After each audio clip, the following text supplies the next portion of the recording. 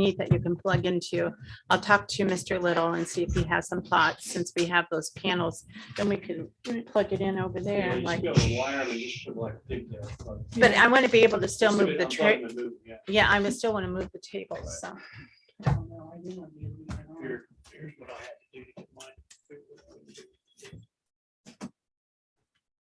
I got it a couple times today and I don't have any idea how it came on. It was like all of a sudden it was just like, Mine was kind of random like that too. Like I do it, wouldn't do it, wouldn't do it, wouldn't do it, and all of a sudden just do it.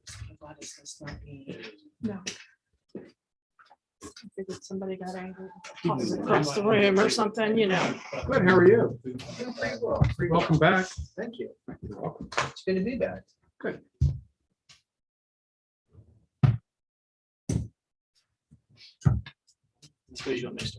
Where'd Chuck go? Where did Chuck go? Oh, where did Chuck go? Oh, Chuck?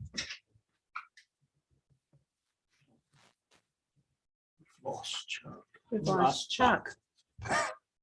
Here he comes. There he is. Did we knock him out? Because Brad and Tim Little will be That's what got it. zooming. We lost you. I know. I try to make it small so I download all the attachments so I can read them. And some reason when I did, I lost everybody. Okay, so it wasn't you, Mayor. Okay, Chuck did it. it was Chuck. And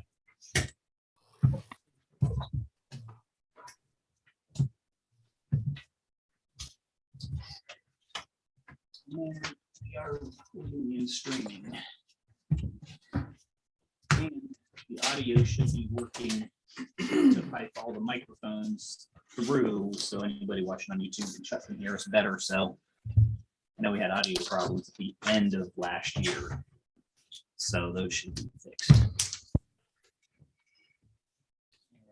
And I've got 6 o'clock. So we will call the first 6 o'clock meeting, which is the council reorganization meeting, to order. And Terry, can you give us the roll? Yes. Ms. McCreary, Present. Ms. Schaffner, Present. Mr. Cosgrave, Present. Ms. Reedy. Present. Mr. Foreman, Present. and Mr. Keller is present on Zoom. He's present on Present. Zoom. Unfortunately, doesn't get to count towards the quorum or vote, but we've got a quorum. All right. So before we get into the reorg, welcome, Darla, Debbie. Thank you.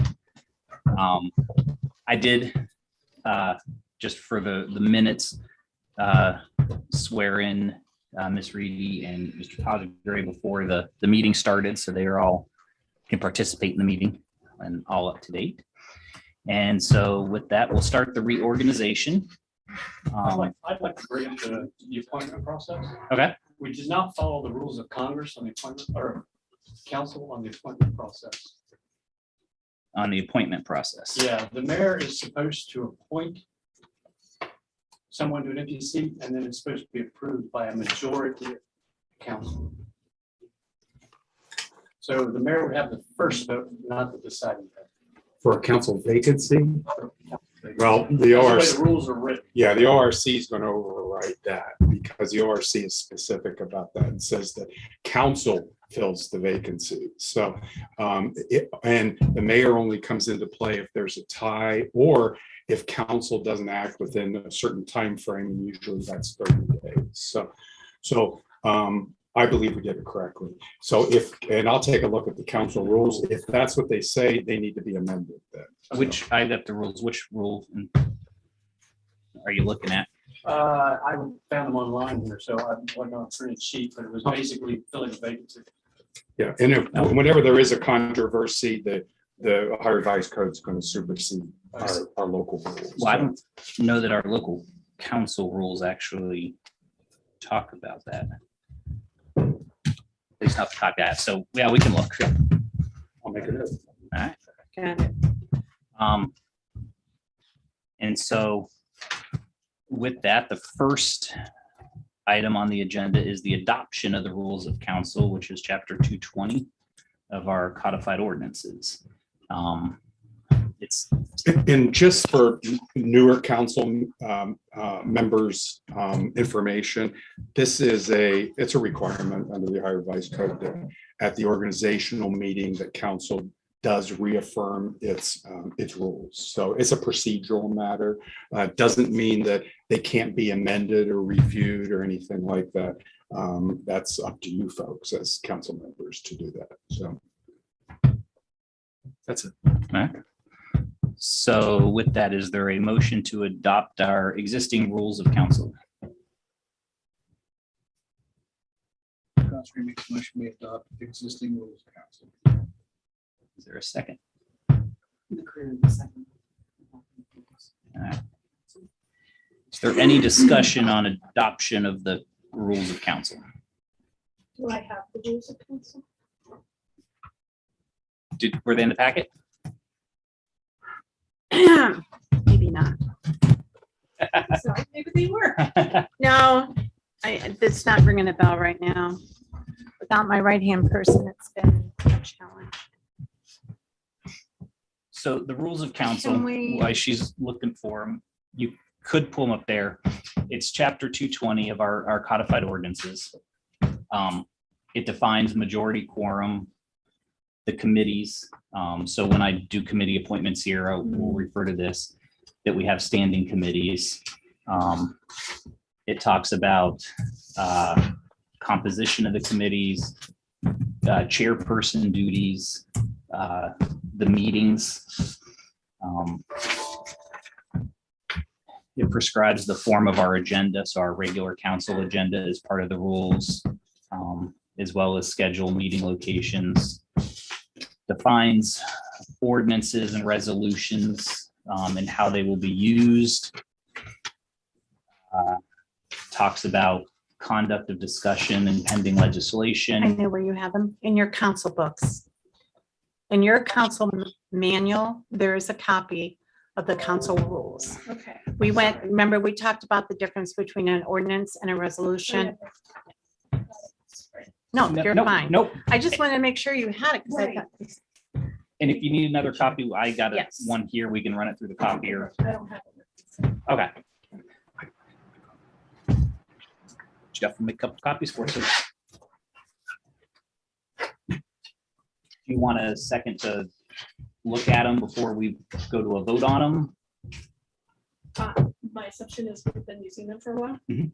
And they're probably fine. And there will be, I think, based on some discussion from last year, there will be one of the goals of Rules Committee will be to look at some of those and update some of those rules this year. Yeah, I would say the events of the last meeting require an update. Is this a meeting we can amend the rules and change them? You have to amend the rules of council via ordinance and go through the 3 reading stuff. But the one you're talking about that you submitted on the website, Right. to where prior council members could not be appointed, would violate Ohio law, I think. What about the 2 consecutive? I- Put in the word consecutive instead of just generally. I think, and we can ask Jeff when he comes in, but I think it'll violate Ohio law because Ohio law defines what a qualified elector is. And anybody that's a qualified elector could be considered for an appointment. And so by saying you're a qualified elector, but if this happens, we're not going to consider you, I think that would violate Ohio law. Because we had multiple people to choose from. It just seemed like It would, I'm sorry. Cooney is.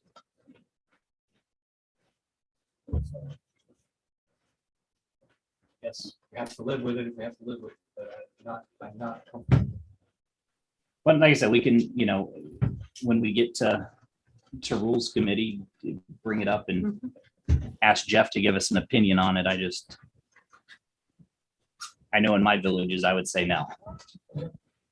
So, because it redefines what a qualified elector is, and that's a state determination. All right. Any other discussion on the motion to adopt the rules of council? All right. Hearing none, roll call. Ms. McCreary, Yes. Ms. Schaffner, Yes. Mr. Cosgrave, Yes. Ms. Reedy, Yes. Mr. Foreman. No. 4-1, 4 rules will be adopted. All right, next is the council and committee meeting date times. I think we've got the good schedule, so we will keep, thank you, sir. I'm gonna just So we will keep the Anyone else need a copy? got extras. All right. So we'll Randy, you keep, have one too? I have, I just took one. I'd propose we keep the meeting schedule as is, which is Finance Committee on the second Mondays at 6, the Rules Committee on the second Mondays immediately after Finance, Service Committee on the fourth Mondays at 6, Safety Committee on the fourth Mondays immediately after Service, and then Council on the second and fourth Mondays at 7:30. Do we usually do a vote on that, Jeff? Yeah. On maintaining the schedule? Yeah. All right. So there'd be a motion to continue the existing meeting schedule. I'm McCreary, I'd like to make a motion. Foreman to seconds. continue the schedule. All right. Any discussion on meeting schedule? All right, roll call. Ms. McCreary, Yes. Ms. Schaffner, Yes. Mr. Cosgrave, Yes. Mr. Reedy, Ms. Reedy, Mr. Foreman. Yes. All right. 5-0, we will keep the current meeting schedule. All right, now we will go on to council appointments. For our new members, council appointments are your committee, but our council rules allow that each council member is allowed to partake in a committee, even if you're not on that committee. They don't treat you like a visitor where we have visitors come in and give comment. You can, and most council members actually do just show up for all the meetings just based on the time. You can't vote on the committee, but you are fully involved and able to be involved in full discussion of all the committee business, just as if you were part of the committee. So in essence, our rules kind of make everybody on every committee if you so choose. So for committee appointments, Hello, oh, that must have been Brad or Tim. Okay. Yeah. Um, we're still in the reorg meeting, guys, so just a moment.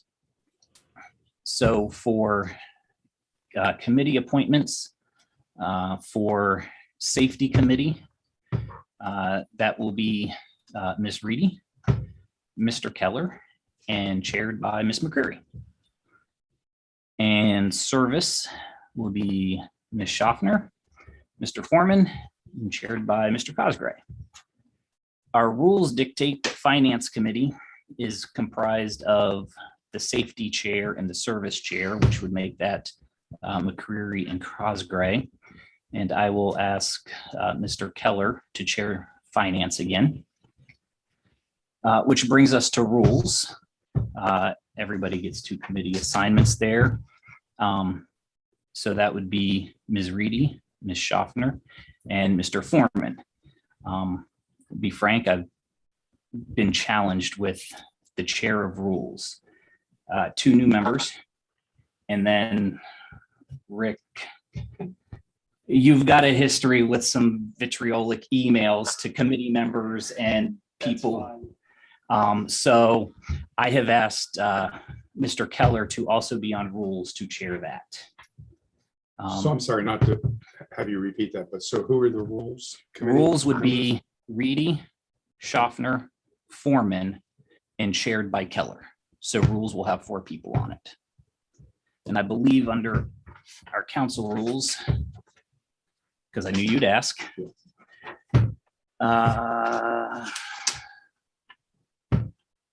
under composition of committees, standing and special committees shall consist of not less than 3 members, which not less would imply more than 3 could be appointed. The only concern with that is that you've got a quorum of council, with 4 members as opposed to just 3 members.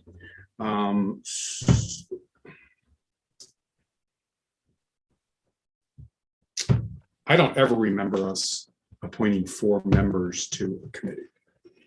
True. Not It hasn't just- happened since I've been here. Okay. I'll look into that. Okay. That's a concern that I have. Okay. So, okay. Is there a reason why a new member can't be? No, there's absolutely no reason why one of the two of you couldn't. I just know in communications, text communications, you both were kind of, I don't know what I don't know type stuff. If one of the two of you would like to chair the committee, I am happy to do so. I know Chuck wouldn't mind not chairing 2 committees. I will say this, so a chairperson, Yeah, and I will help you. We'll help the you. chair really runs the meeting, has a little more involvement with Terry on getting some stuff together here and there, but it's really just running the meetings. And as you see, when it comes to technicalities, Jeff's here for that. Yes, I say, well, I don't want to speak for them, but I say have Jeff check on Chuck. Unless Chuck is terribly opposed. Chuck, Yes, I didn't hear what Darla said. I knew I heard my name. That's about it. Opposed to chairing 2 committees? Do I what now? Are you opposed to chairing 2 committees? Do, it doesn't You matter to me. opposed to, Speak right. are you opposed to chair? Oh, He heard, he's trying I'm to sorry. answer. No, I'm not opposed, no. So I say, and we can. Step on your toes, I'm still let me know. learning. But then we can talk about it if it's a problem. sounds like a good plan. Yeah. All right. I forget, Jeff, because we only do this once a year. I get the appointments. Do we have council vote on those or we do? Okay. To give their blessing. So they can't reorganize what you've done, but it's a formality. It's a formality. All right. I guess the caveat here would be Jeff comes back and says we have to change rules committee a little bit, but is there a motion to accept the committee assignments? Foreman makes a motion to accept the committee assignments. All right. Further discussion on committee assignments? Hearing none, roll call. Ms. McCreary, Yes. Ms. Schaffner, Mr. Cosgrave, Yes. Ms. Reedy. Yes. Mr. Foreman, Yes. 5-0. All right, so committee assignments accepted. Next is President of Council nomination and elections. This is where I believe we open nominations. Anybody can nominate anybody. I And then- would like to nominate Chuck Keller. All right, I would second that. we have a nomination. Any other nominations?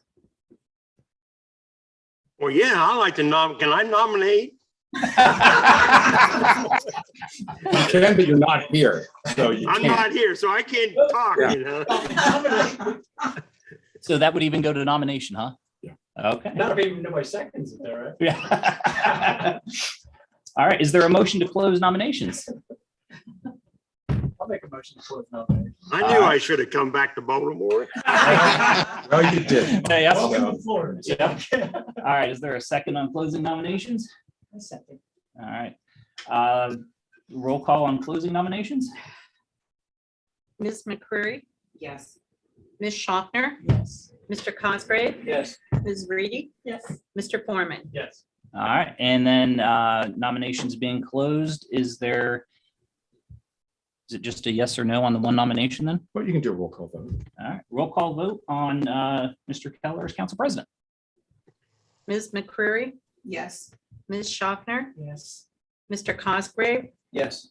Ms. Reedy. Yes. Mr. Foreman. Yes. All right, congratulations, Chuck. Yay, Chuck. Yeah, All right, last thing on our reorg agenda is external committee appointments. There are a couple. And then there is a couple that will still be vacant, so we'll put those out there. First, for our planning and zoning council member, would put Brandy as our council member back to planning and zoning.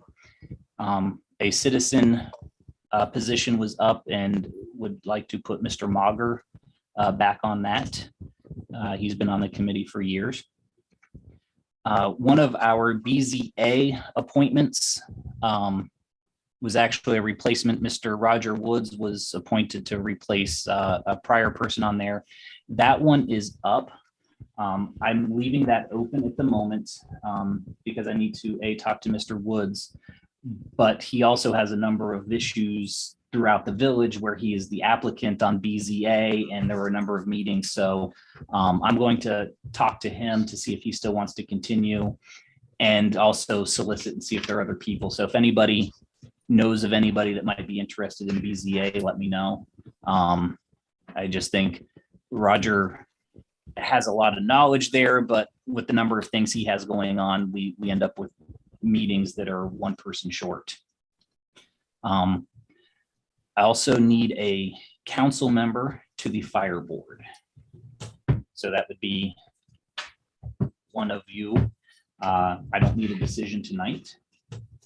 But if anybody would like to join the fire board, that was previously by Councilperson Hankison. They meet on is it the third Thursdays? Well, you should know. And it's just once a month, I believe. Yeah. right? Okay. Ted's still got a couple of years on his term. I could say that probably disqualifies her. Yeah. Yeah. I don't know. Sorry, guys. I would disqualify myself too. I have too many conflicts of interest. Yeah. So think about it. Don't need a decision right now, but the sooner someone can let me know if they'd be interested in doing that once a month. And if you want any more information on it, let me know, let Terry know. Darla can get you some information on it. So that one will stay open. Hey, Mayor. Yeah. Mayor, and I can't be on here. That's the same night my VFW meeting. So We're really narrowing the field here. We are. It might be the last. All right. So that leaves Schaffner, Cosgray, and McCreary. We'll let the three of you do get out. So moving on, Parks. You can do a motion, or you? Yeah, I still got a couple more. Okay, got it. Parks, council member Chuck, are you okay continuing on Parks? yes, All right. Parks, I do need a resident. One of them expired. We and I don't know if it's our appointment or if it's the school board's appointment on that one. I got to verify that. And then for Records Commission, that is prescribed myself and Jeff and Brian Bibler, and our citizen member this past year has been Ron Bibler, and asked that he continue as well. And I think that was all the external committee assignments I needed. So there's a couple open, but for those that aren't open, there'd be a motion to accept those appointments. Foreman makes a motion to accept those appointments. Seconds. All right, discussion. Roll call. Ms. McCreary, Yes. Ms. Schaffner, Yes. Mr. Cosgrave, Yes. Ms. Reedy, Yes. Mr. Foreman. Yes. All right. Those are done. Once we get those open ones, I will circle back on those. With that, I got nothing else on the agenda. So unless anybody has anything else for reorganization purposes, is there a motion to adjourn? And we'll start our service meeting. Motion to adjourn by Foreman. Second. Schaffner. All right, I just do a voice vote on adjournment. All in favor of adjournment? Yes. Yes. All opposed? Hearing none, unanimous. We are adjourned at 6:22. And then we can go into our fourth Monday city service meeting. Oh, yeah, sorry. You, Rick, and Ms. Schaffner.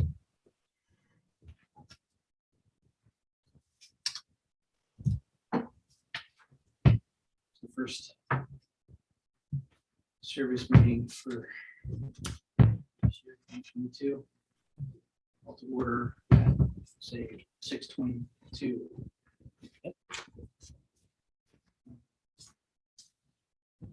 I guess we'll call it roll. Rick, Yes, present. Schaffner. Present. We also have the mayor, the solicitor, chief of police, village administrator, Ms. McCreary. Ms. Reed. You got Chuck on Chuck- Zoom, Chuck on Zoom. as well as Brad Kinnison and Tim Little to give us an update here in a minute. Were there no metrics in the email today? No, I didn't do the metrics. I will follow up next. Okay, I wanted, I didn't see them. I just didn't know if I didn't get them. no, or- I wanted to pull out the projects for the years. I'll entertain a motion to approve meeting minutes of November 22nd meeting. Woman second. All right, I guess I'll make a motion then. Oh, I thought Yeah. you made a motion. Yeah. I'm sorry. And- Who and- makes a motion to accept the minutes as written. Sorry, I thought you said it. I knew. I'll second. I read it. They turned out okay. And Ms. Schaffner will have to abstain. She wasn't here. And me too.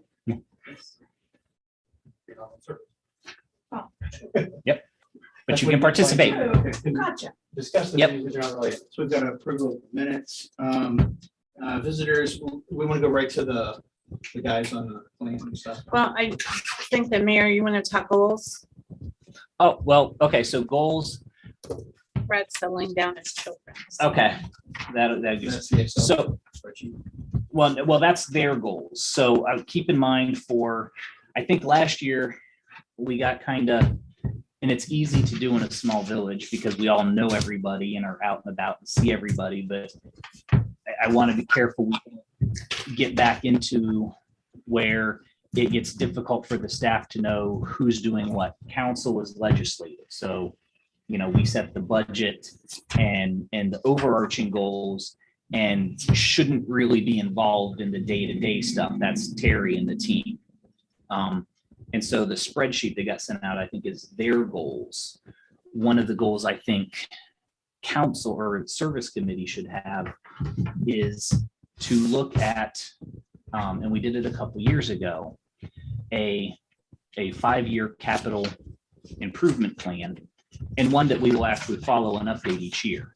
The idea being, we know we've got water lines to replace, and we know we're going to need so much money here, and we know we got roads to replace, but each year we start saying, well, which ones do we want to do? Whereas if we have that plan, we can start to say, well, these are the ones we're working on this year, and next year, these are the ones we plan to work on. And so that if we know in 2 years down the road, we've got a big chunk of money we got to spend on a project, maybe we cut back a little bit the following year, something like that. It's like I said, we did it a couple years ago, but we didn't really update it or follow through with it. And I think it's one that service should have each year. Let's develop one, and then each year is to update it and to follow it. And that way it becomes kind of the roadmap for what streets are getting repaved, what water lines are getting replaced, and what other projects So are. you're saying the spreadsheet before is staff's priority, and we haven't created ours yet? Or haven't updated? This, the spreadsheet that you have that says 2022 report are all of the projects that we have budgeted for this year. And I was just going to walk through those a little bit. Okay. What the mayor's talking about is taking that forward 5 years Right. and looking forward, barring anything that happens between year 1 and 2 and 2 and Yeah. 3. This is their day-to-day projects and goals. And I don't think it should be council's day-to-day goal to be theirs, but more the bigger picture. We're looking 5 years ahead. Exactly, Yes. exactly. Agreed. So that was the big goal thing I had for service Okay. suggestion. But other than that, since it's the first meeting of the year, and we do have some new council members to think about.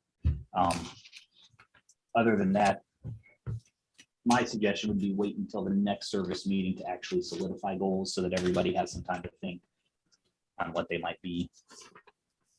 And especially after hearing what's going on tonight, so. Brad, your kids settle down? Mr. Kennison, are you? Yes, I ready? did. Yes, Okay. about as much as I can. So online for Debbie and Darla is Brad Kennison. He's our wastewater treatment manager. We have an operator of record, Jason, who couldn't be with us tonight. So also with us is Tim Little, who works with Brad Kennison and also Joey and Water. So what we're going to talk about is, I'm jumping ahead a little bit out of the agenda so that they can get the children settled and stuff. And we're going to talk about the GRIFE issues that we had. So on the 10th of January, I informed GRIFE that they had to stop discharging to our collection system because they were creating havoc at the wastewater treatment plant. That next day, we had a meeting with GRIFE officials and also with our engineering staff and my staff to come up to go through exactly what we didn't like. And I thought it was a very productive meeting. Out of that meeting came that notification of the new parameters that I sent everybody out. It would be with your council packet when I spent, and it's called the GRIFE, it starts out GRIFE wastewater team. So in this, what we did is that we looked at what was happening to see what needed to be put in place to stop.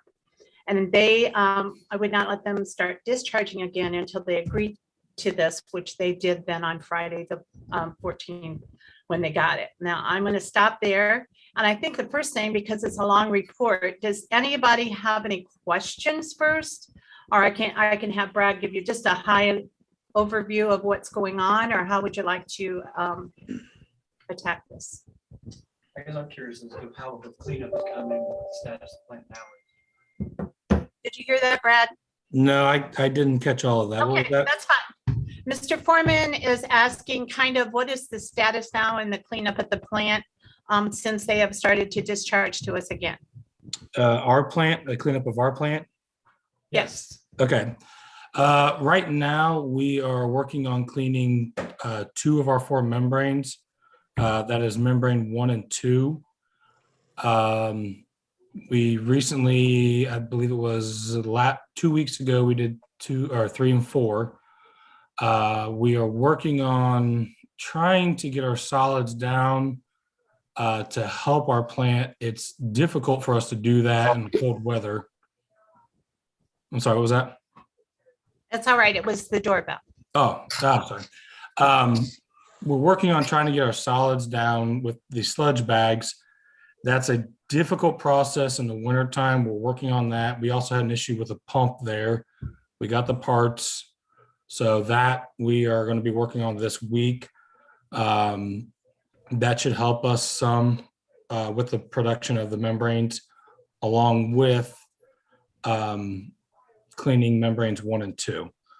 Along with that, I talked to Patrick earlier. We are going to, after tomorrow, after the membrane cleans are done, we're going to sit down and kind of decide on backing their flow off just for a little bit to try to get some of our basin down. He's okay with that. He's got the room for that. That would help us tremendously drain our basin down for any extra flow that we may get in the month or so. So that's pretty much our goal right now.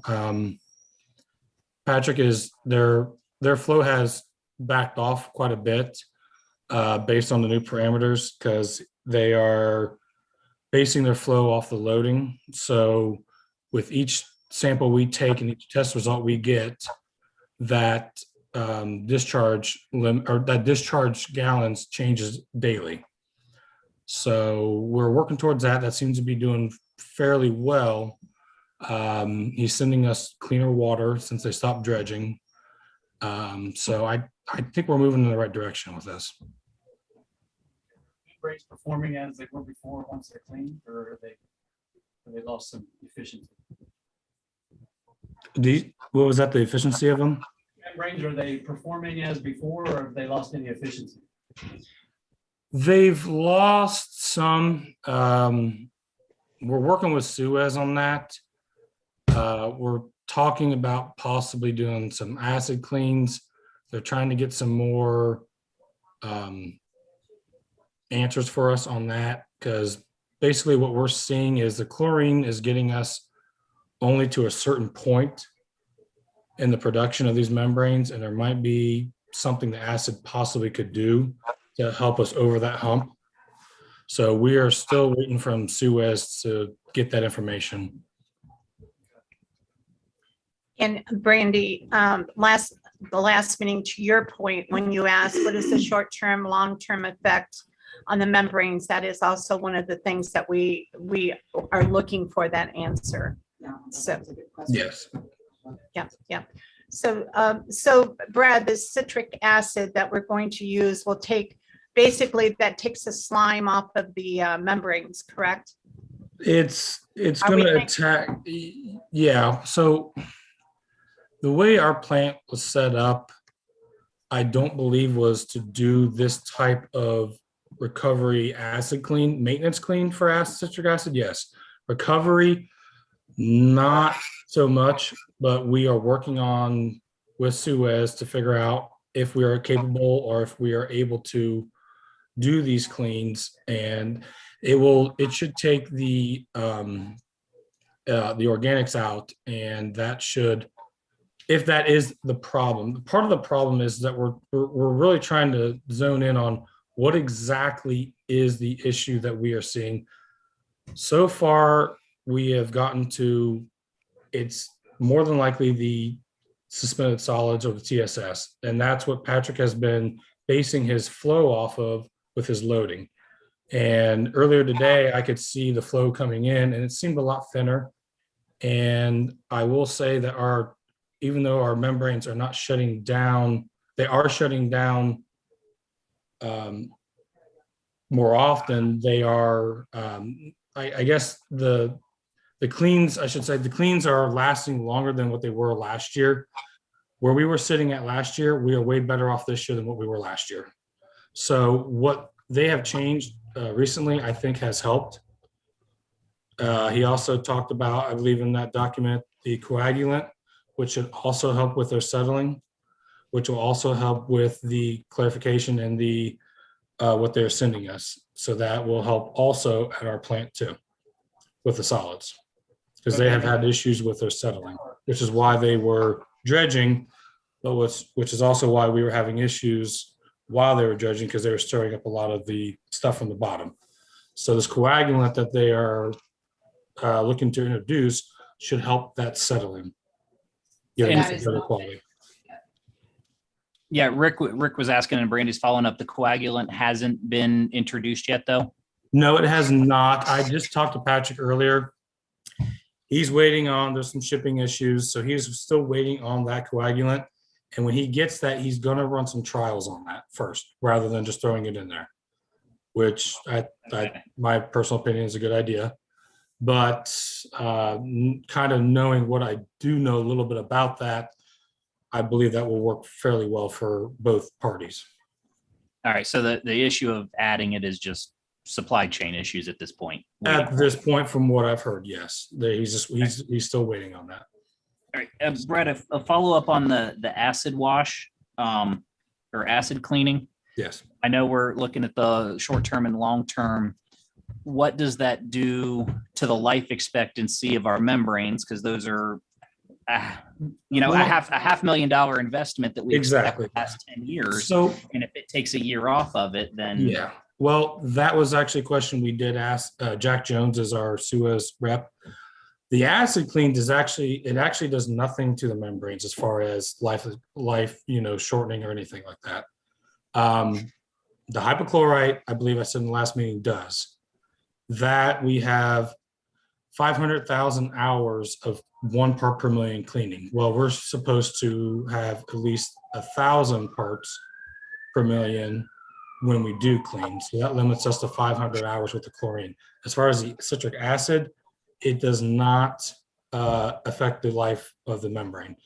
The Now, problem that we are having, well, I shouldn't say we're having, but we're working with, is that the citric acid will only get our pH down so far, where we would have to add other acid like muriatic acid to get it down to a 2.1 pH. That's when Jack said you're going to start to see the effects on the membranes as far as cleaning. The problem with that, you don't want to go below 2. That will start wreaking havoc on the membranes.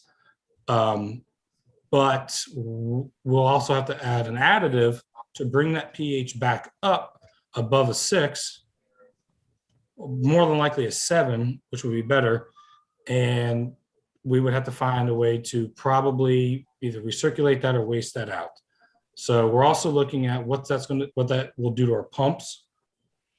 That low of a pH, what will that do to the recirculation pumps, the piping, and all that too. So we're not looking at just what it's going to do to the membranes, but everything else it's going to touch. So we want to make sure we cross our T's and dot our I's with this, because that could be a big issue, Right.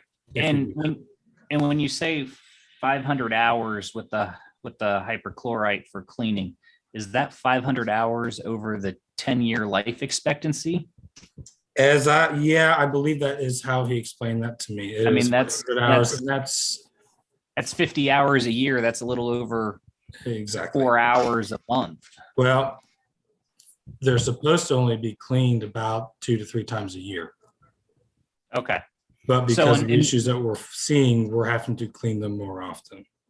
So in normal circumstances, we'd be okay with 500 hours. Yes, and 500 hours, the way Jack explained it, it doesn't necessarily mean the membranes are going to be like done at 500 hours.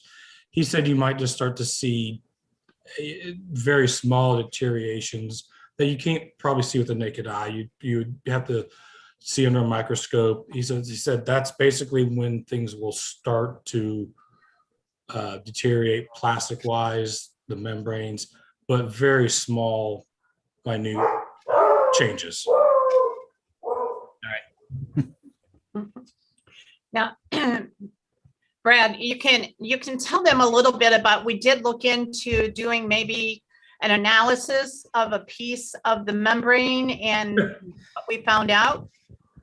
You want me to tell them that? Sure. So Okay, if we want to, so if we take a piece of the membrane to send it out, because we're looking again at long-term, short-term, what's it doing to our membrane components, it will cost us $10,000. So that is, to me, a lot of money. So at first I told Brad no, but then again, if we want to really know the Scooby, I guess you would call it, the only way we're going to really know is to have somebody run an analysis on the membrane itself. well, when I spoke to Jack about that, he said that's not something that is done often. The last time that was done, he believes it was $10,000, and that was quite a few years ago. So maybe more. could be more. And he said off the top of his head, we probably won't get results back within at least a minimum of a month. So Well, if that's So would they identify what molecules or what particular product is getting stuck in the membrane and then suggest a way to remove it, or would they just tell us what's in it? that I don't think Jack didn't really know. He said it is a very extensive test that they do. He said there's a lot of things that they will run it through different tests and different strains on the test. And basically he kind of gave me the, just a quick overview of that, because he himself isn't 100% on what they do to it. So if you want, I can look more into that.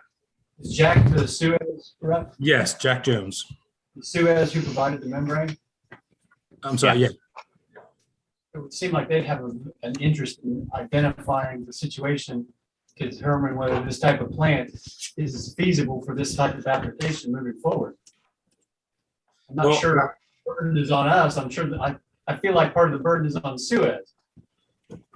Well, I did ask Jack if there was any other plants, either in the US, outside of the US, anywhere that any other membrane plants that were taking on paper mills. He said he knew of one. He wasn't exactly sure of what type of paper, what their process was, but there was one in Canada. He did reach out to them and he said that they've had no issues with their membranes. What type of paper mill this is, I'm not 100% sure. So I'm kind of with Rick on this one. I'd like to know, because if they're in Canada, they're colder weather than us, so it's going to affect their bugs. And So maybe they keep theirs warm somehow. exactly, and it would may be a whole different scenario than what we have. but it would be nice to be able to compare oranges to oranges. What are they doing in the Canada plant? That's first off, what type of paper are they taking? Because that could be different. There is an impact in the type of solids you end Right. up with. But from paper so that we plants. could do a comparison and see if they're not having any problems, what's the difference between our two plants? The EPA helped get us here, so they ought to help us try to figure out the solution to the problem. And I think Suez would do nothing but benefit from this study. It's their business. So I don't know how So- to convey that to Suez, but that's my position. I think that they should take on part of the investment in that because they're the ones ultimately that would also be benefiting when they go to market their product. I mean, I don't think it's unreasonable that we pay a portion of it, but I don't Right. think we should pay the Not the whole whole thing. cost. But I'm with the two of you. I think Suez, if we paid for the whole thing, Suez is going to take that information and use it in their process. So Right, they might as exactly. well have a And little, their answer in the future may be, hey, don't do that, it won't work. right. And we shouldn't, as a small village, have to pay the cost for learning that experience For them for them, yes. to then charge us $500,000 for new So that they membranes. can Tell everybody moving forward, yeah, don't do that. Right. Yeah, and if the plant in Canada is not having any issues, if Suez is the common link, then they should probably be finding out Help us Why find they out are why not and what to do. having the next. issue and we are. Yeah. What are the factors that are different? So, Obviously, the temperature. Yeah.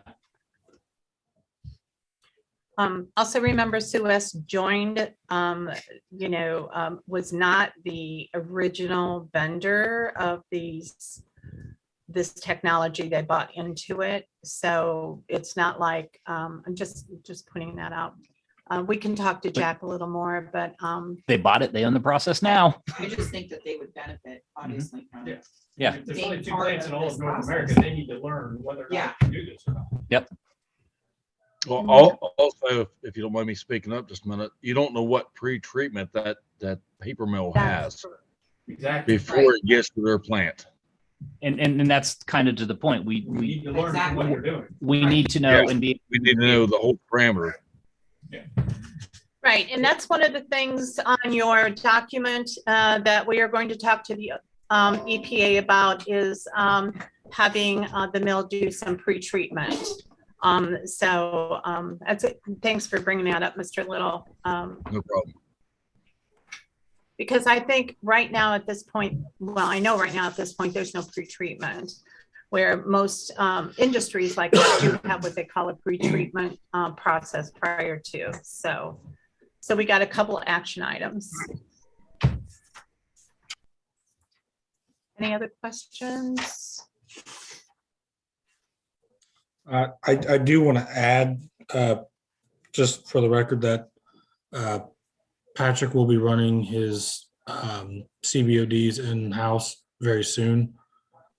He is expecting his equipment, I believe, either today or tomorrow. So he'll be able to run CBODs and BODs and all that quicker rather than waiting on MassEye. So his adjustments to the flow and how much he can send us based on the loading will be a little bit more accurate.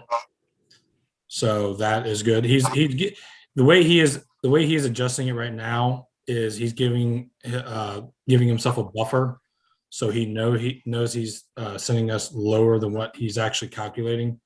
So just so everybody knows that we should be getting quicker results Right. with Right now, it's what, 5 days to a week? No, it's 5 not. days. The test is 5 days itself, and then No. waiting on mass Yeah. signing, which could be 2 to 3, 4 days before you get the result. So So he that's what, should know within yeah. exactly at 5 those days. numbers. Yeah, by then you're not proactive, you're reactive, correct. So, yeah, so as you can see, there's a lot of moving parts to this, and we're working very hard, and the team has been working very hard on this also.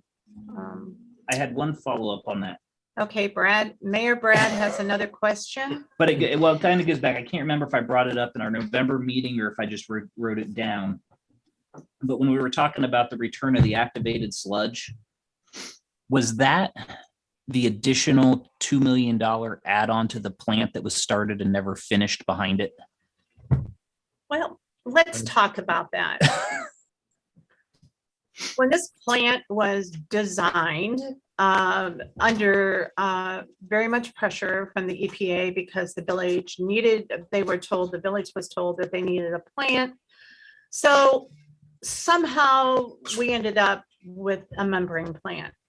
Now, we have some documentation. We don't have all the documentation.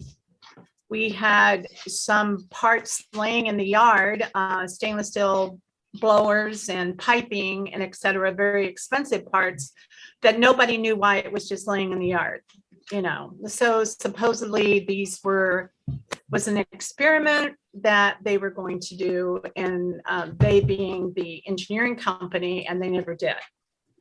So I believe, like the mayor believes, is that we do have maybe some missing parts to our process. Are some parts that weren't focused well enough. I Yeah, don't know what else you call it, Rick. $2 million leftover parts. So Yeah, so this goes back to that capital improvement plan. You know, this is why it's hard. You know, 5 years ago, we didn't have a preventive maintenance program, let alone knew what we had. So we have a lot of catching up to do at the wastewater treatment plant, plus this issue. So more to come on that when we start projects.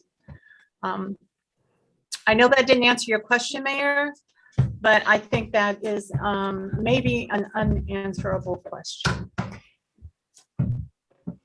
bummer. And yeah, it's not the kind of project I would have You would, yeah. followed up with. So do you have any other questions for Tim and Brad? I think they've got a couple of action items to do to come back for the next meeting. I've got one suggestion, and I think you Okay. probably touched on it with the pre-treatment from the mill. The effluent coming from paper mills has byproducts from the pulp. That on my research with Suez documentation on their handbook and some other sources, there are products available, much like the that we're buying and adding, that are specific for the components in the of the pulp in the mill. For their Actually, a treatment. bunch of sludge tanks showed up recently. Are those part of pre-treating the mill?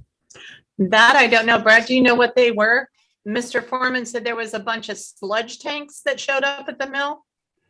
Sludge tanks. I don't know about sludge tanks. I know the only thing I know that they've done was the dredging, Yeah. which was stirring up basically the solids, kind of a sludgy.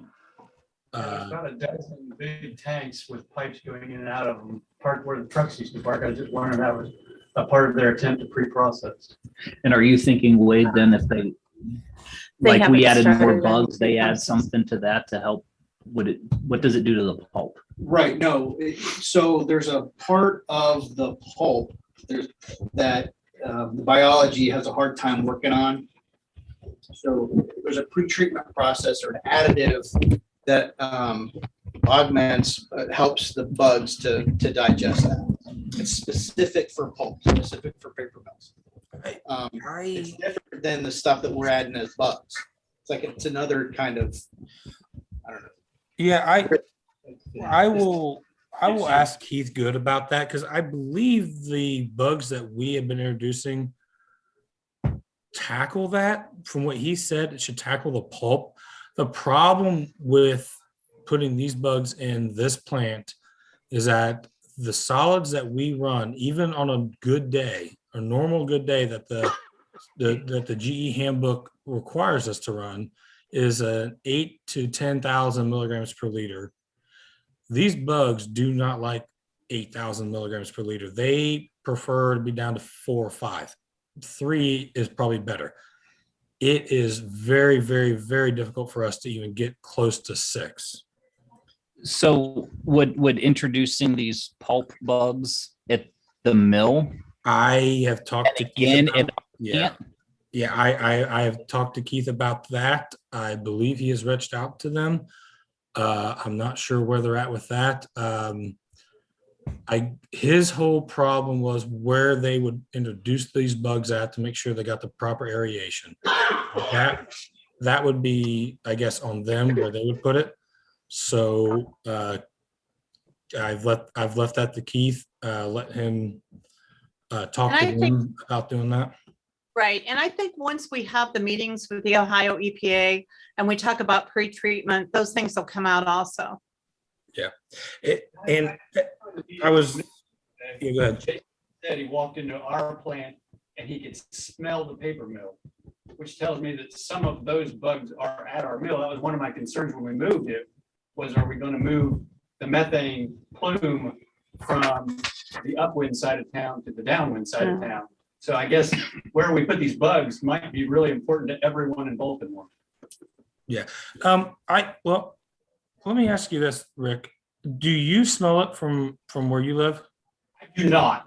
When he said that, that was the first thing that popped in my.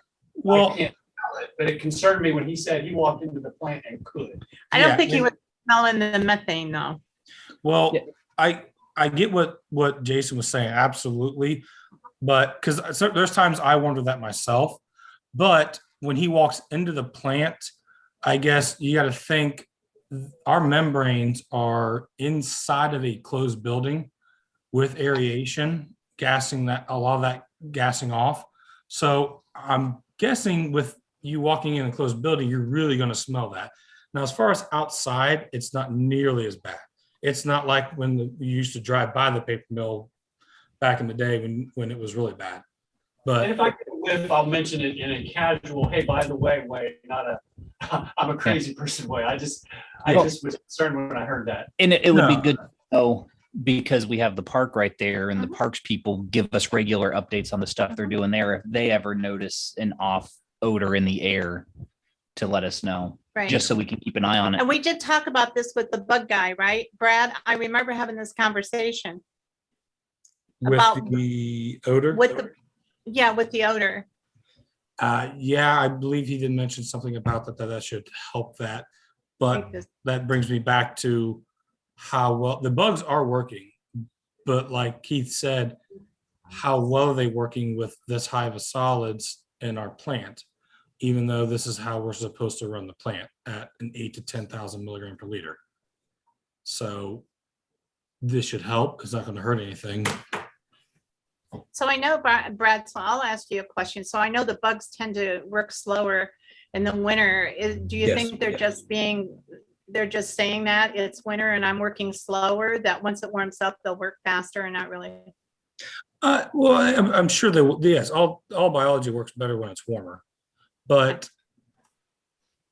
for them to work at their maximum efficiency, his expert said that our solids need to be down as low as we can get them, and even lower if better. I guess the next question then is, what does it cost to put a heater on it from the screen room into the plant to get it up to a better temperature? Well, we can look at that. I can tell you nothing's cheap and the screen room needs to be revamped anyhow. So I'm I just don't know. We can wondering, we can talk about that. Maybe something or- exactly. Yeah, But if they have a different style of heater. or if different way of temperature is something, I'm just thinking, I know when I brew beer, when I go to a brewery and look, Mhm. they take hundreds of gallons at 212 degrees and they run it across a plate chiller and get it to 50 degrees in about 3 seconds. We've got a lot more volume coming in than that, but the technology is there. It's just the upscale of it and what is the cost, and if it will help our process. I think it's critical that we keep pursuing all of these suggestions, because I don't firmly believe anybody has the 100% correct answer, either that we want to hear or that's true. I mean, sometimes there is an answer and you don't want to hear it, but I don't even think we have that going. So I think we just keep pursuing and doing the best we can do. I think, Brad, that you said that things seem to be getting better since they started back up after being shut down, correct? Yeah, their quality is a lot better. I like I said, I noticed it over one of our weirs today that the activated sludge seemed thinner. Okay. So that was a good sign, as opposed to last year when it looked like thick milk chocolate milk. So it Syrup, yes. Definitely. yeah, pretty much like syrup. So because from where we are, now and last year, it's a lot better. And before you hop off, Brad, Yes. Debbie and Darla, you got to go see the plant sometime. Let Terry we know talked about and that. get Brad out there to walk you through. It's interesting and Right. impressive, but some of the stuff will make a little more sense too once you see how it works. Though I So recommend avoiding the screen room. We need to see all of it. We need to see all of So it, 'cause just- I've Brandy needs, asked that. yeah, and the thing is that because of COVID, things have been kind of unstable out there, but I believe it might be stable now, right, guys? Mr. Little just returned. So I think, Yes, not a problem. so if you just let me know of a day, maybe we can just do a nice tour. Okay, so anything else for the team? Okay. Thank you No. very much, Brad. Thank you very much, Tim. Yep. I'll see you You're tomorrow. welcome. Yep, Thank you. Thank you, Have a great guys. evening. see ya. Yeah. All right, we can move on to the village departments and goals. Under financial reports. Right, and so that portion of it is the spreadsheet that you have. It's called 2022 report. And the reason why I thought it was critical that I showed these to you is because we have a lot of projects going on. When I went over over everything with the new council people, I realized maybe how much maybe we should talk more about what we're doing. So as you can see on this spreadsheet that I sent out to you, and this is what I call my tentative spreadsheet, and I'll explain it to you real quick because I know we're running out of time. But we have a couple column headers here that are important. And one of those is when and in and out. What in and out means is that we here in the village have a very small, talented crew. So what we do after we identify all the projects is that we will sit and we will look at our schedule from now until the end of the year to see when we can schedule. So if I only have 3 people that can help with the water line, I can't have them in 2 places at once. So that becomes very critical when you see in and out meaning it is a contractor, in meaning it is the staff. So that is something staff and I will be working on. And so that'll be the wins. Also, I'll be getting you an update timeline. You will see we have a total of, I believe 42 projects. That's a lot of projects. They're projects and initiatives. We have 2 left over from last year, and that's the Park Drive improvements and the water loop up on Kellner. The water loop project would have been started by now, but the issue is materials. We're still waiting on some pipe that we need before we can start that project because that one needs to get going. I would like to get that project in and out before we even start any of these others. we will be going to bid for the Park Drive Improvement Project, which we got a grant for last year. We will be going to bid in a couple of weeks for that. So OPWC, Ohio Public Works Commission, is where we got this grant to be able to do all of these improvements to the Park Drive, which includes sidewalks and streets and the water lines are already done, but improvements in that whole area over by the swimming pool. We didn't get any bids when we went out to bid because of supplies problems, and most of the contractors already had their schedules for the year, so nobody would bid on it. So we got no bids on it. So what I asked the engineering company to do was get this sent out ASAP so we can be the first ones out this time instead of coming in. So in addition to that Park Drive project, we will be doing starting from number 37 on down. These are roads that we identified that need to be surfaced. And the same thing was with that last year. We put them both out to bid. We asked permission from the state to put it as a package, which we did. And again, nobody bid on it. So those will be going out. Now you'll see some to be determined. And when I first came out with the projects, if you remember, we were balancing the budget. And so we had to go back as a team and cut some things so that the budget balanced. So we have a couple of roads hanging on here that are going to depend on whether we get this new round of OPWC money. This round of OPWC, we are just now looking at the grants. There were 67 applications this year for our district. A little bit about that is that this money is allotted to us from the state and it's allotted by districts.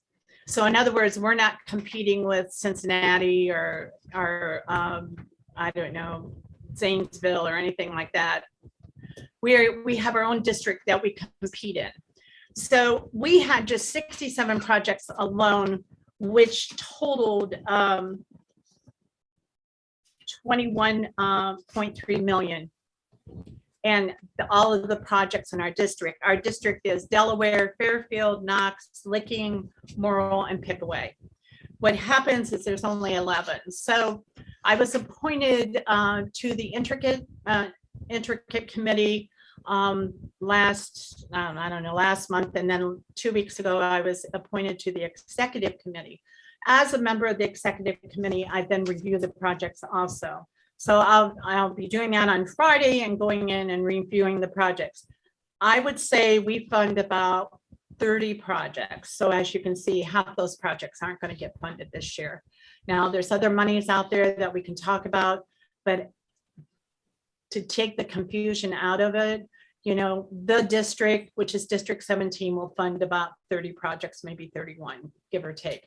So it's all based on points being how much you contribute, you know, how many people are impacted, and et cetera. So it is, I think, a fair system. So taking all of those into consideration, taking all those projects into consideration, taking what we have presented to OPWC for our grants, we would be doing a total of 12,556 feet of streets. So that'll either be new, that'll be repair, and in the case of Granville, it's reclamation in some areas. Reclamation means that there's no street. You know, basically somebody poured blacktop on top of dirt, and that's the way Dorchester was. You could just run your foot on it, and it was. So we do a full depth reclamation in some places, not the whole. So that's 12,556 feet of streets we'll do in Baltimore. We're hoping to do, or we can project we might do this year. Does that include the 250 feet add-on to park for those couple of homes that live down the hill just on the other side of Cliff Street? Right. I know it wasn't originally included in the Park Drive plan. And you know, they've contacted us about, you know, that extra 250 feet because it is park. So does that 12,000 include So that? Going back to my comment about, I have this list of streets.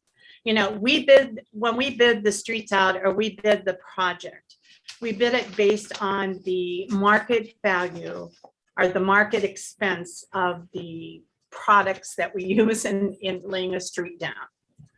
I can tell you the cost of materials is going up exponentially, which means we may not even be able to do all these streets just because of the cost of the blacktop and it's also wages. You know, we have companies that are running short on manpower and et cetera. So there's always a cost to that.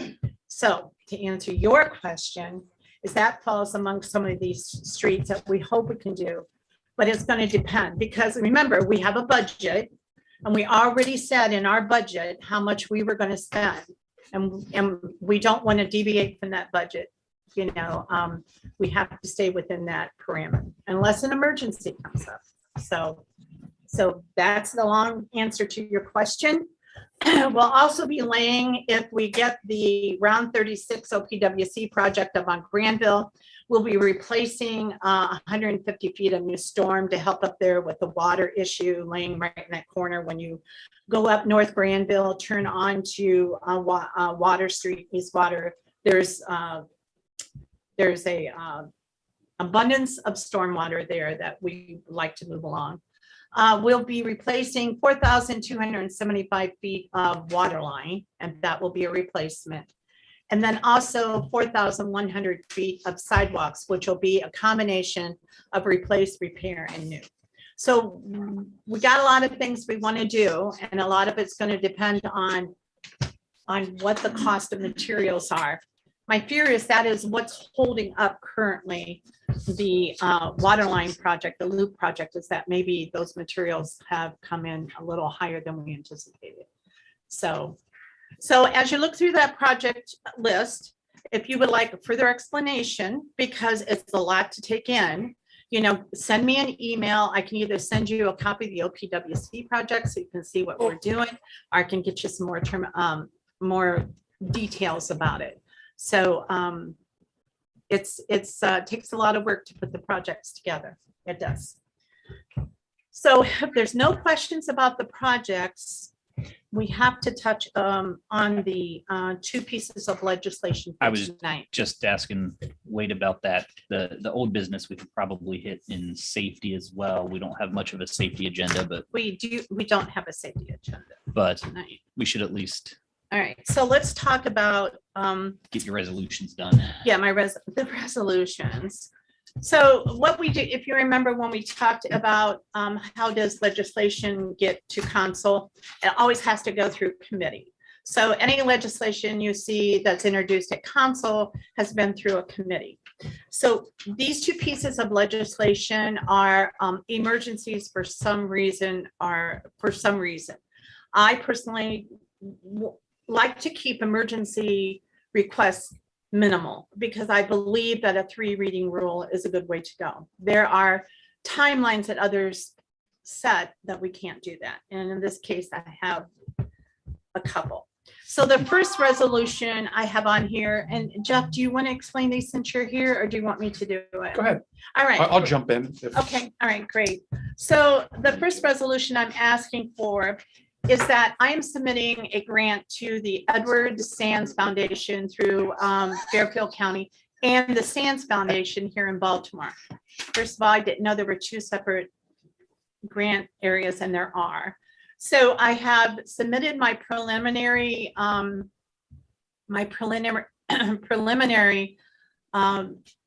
grant to Fairfield County, who now say you have to get permission to submit a grant. So they have given me permission and I'm working on it. One of the requirements is I have a resolution from Counsel that says that they're behind this grant. So in other words, so they know that Terry's just not out there getting a grant. This grant we will have no cash out. We're not going to buy anything. All of our contributions to this project will be what they call a payment in kind. A payment in kind, meaning that the staff will be building structures, et cetera. The materials for those structures will even come from the grant money. So I was very upfront and very cautious to let everybody know that Baltimore does not have it in their budget to spend any money, that all of this would be in-kind grants. And that, going back to that spreadsheet, that's where that in and out comes into play, because my staff will be building structures in the pool for shade, and, you know, that's where I, you know, have to monitor their time. Does that make sense? Questions? So you need a sponsor for this. I do need a sponsor. Former response to this one. Thank you, Mr. Foreman. Resolution 2022-01. Yes. My second one, moving on to this, to the dump truck. We are going out to purchase. One of the things that we try to do on a suggestion from one of our council members is not to buy used equipment all the time, because you're just, you know, you're buying somebody else's headaches. So what we do is that in this case, we do take out a loan, and that's what we want to do for this new dump truck for the streets. Now, what this gets us a brand new dump truck, and then it also gets us a new snow plow and a salt machine, a salt spreader. So this is in addition. We have one truck right now that you can look down and see the ground in the bed as you're traveling. It has those kind of holes in it, so we can't even put salt in it. The most efficient way to do is to plow and salt at the same time. Our other truck, we can do that. So we have just one truck that we can plow and salt with. And so I am asking that you tonight entertain a motion to buy this, the pickup truck from Coughlin Ford. It's a F-550, and it comes with that accessory pack we were talking about, with the snowplow and the salt spreader.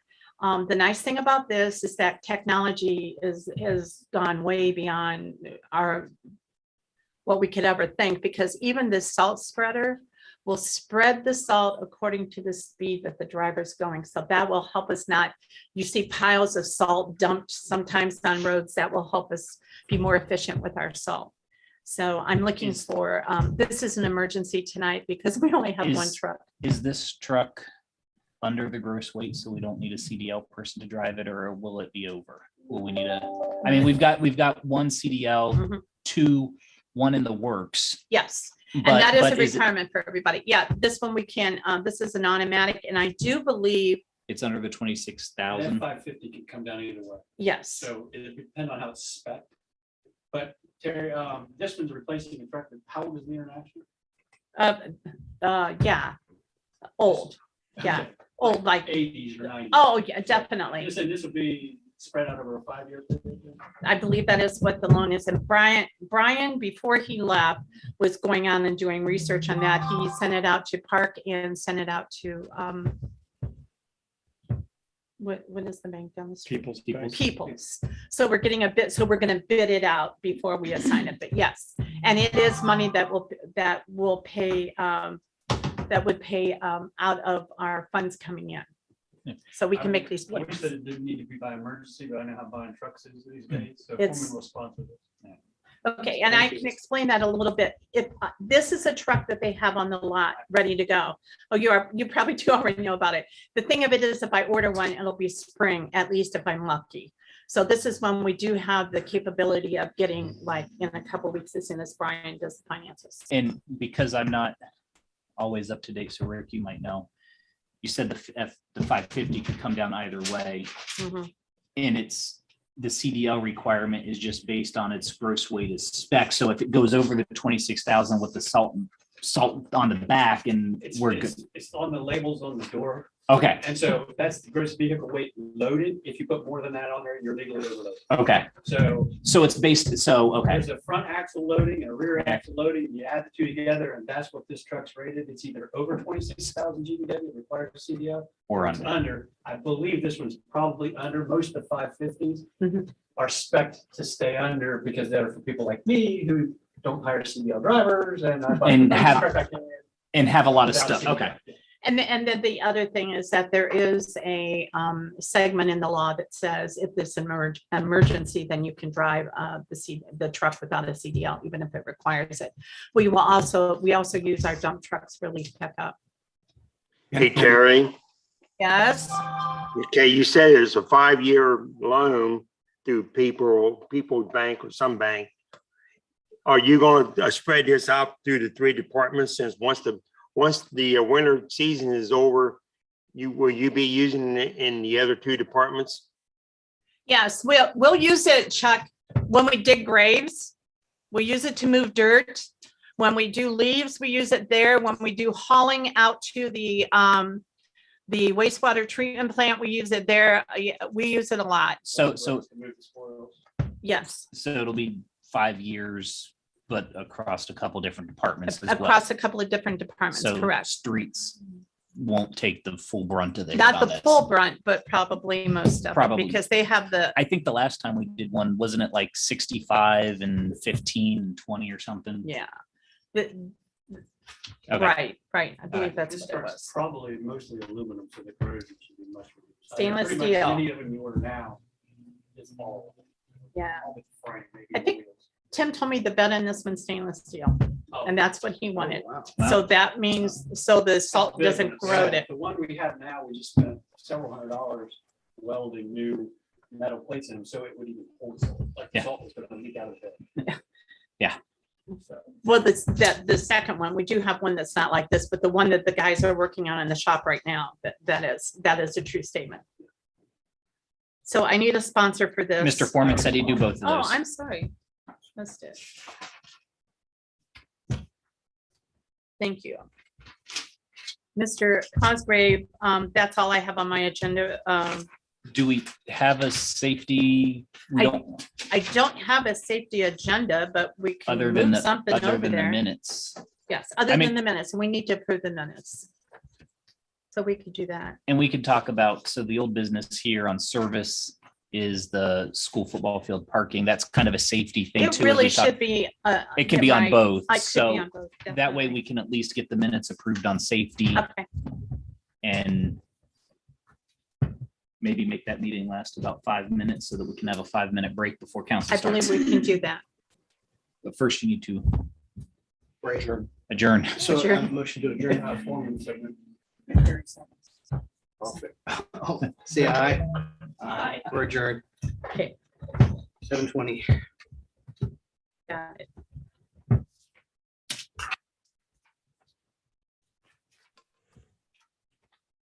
All right. So let's jump into safety.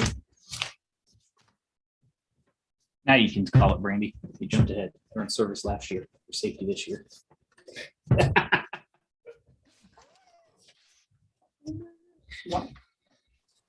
You're the safety chair. Okay, You got 5 minutes. okay, great. All right, so. All right, so let's go ahead and take a look. So I'd like to call the meeting to order. It is 7:20 p.m. Got it? Terry, can you do roll Yes. call? Miss McCready? Creary? Here, present. Miss Reedy? Mr. Keller's on Zoom, Yep, But you- present. but we have a quorum. Also in attendance, the mayor, me, the chief. It just occurred to me. What?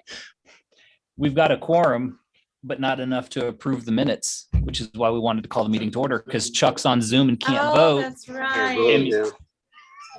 Way to go, Chuck. So I guess I need a motion to adjourn this meeting. So we can take a break. Yes, so we need a break. Yay. That was a quick meeting. Maybe council will be that quick. Mhm. Huh, I don't know. We need a break. Yeah. Okay. All right. Did anyone second that? Yeah. I made it. She made it. She made. You seconded and approved it, so it's good. What? We're adjourned. We're adjourned, okay. Okay, guys. So we will have council starting in 9 minutes. It's 7:30. Great.